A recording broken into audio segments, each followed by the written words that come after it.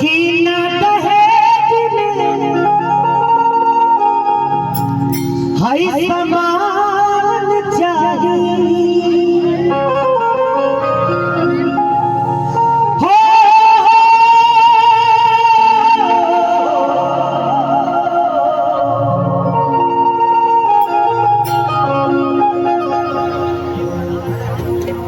कि नहीं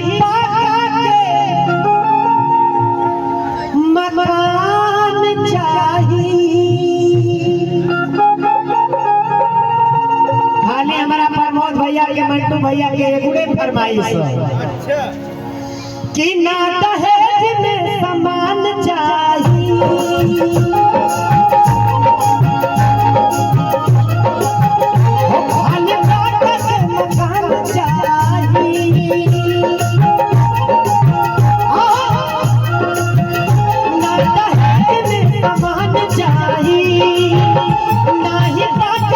मकान चाहिए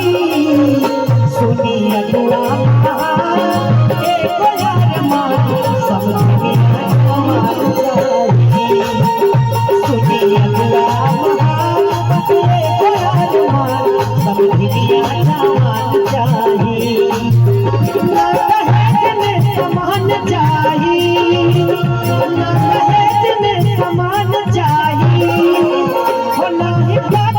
मकान चाहिए सुनिए दुआ महापते को याद मान समझिए चाहिए सुनिए दुआ महापते को याद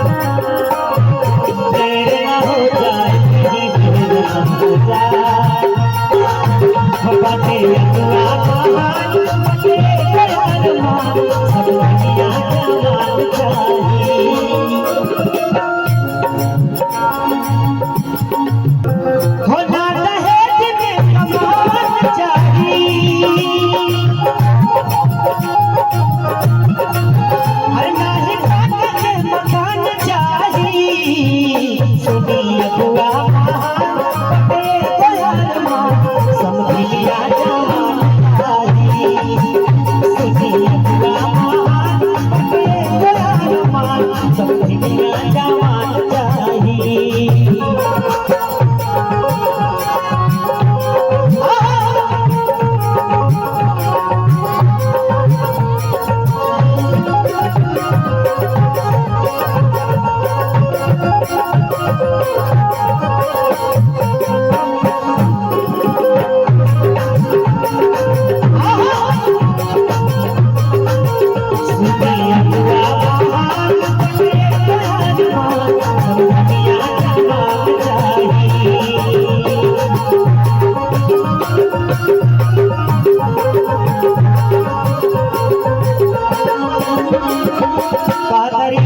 हमारे दूल्हा भैया अजय भैया के दोस्त कह रहा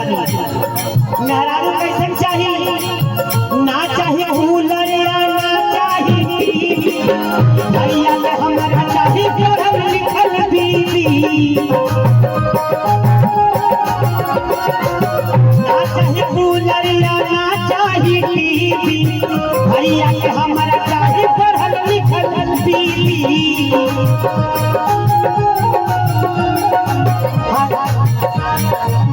हो उनके फूल गुणवान चाहिए उनके फूल गुणवान चाहिए सुनिए दुआ महापते को यार मान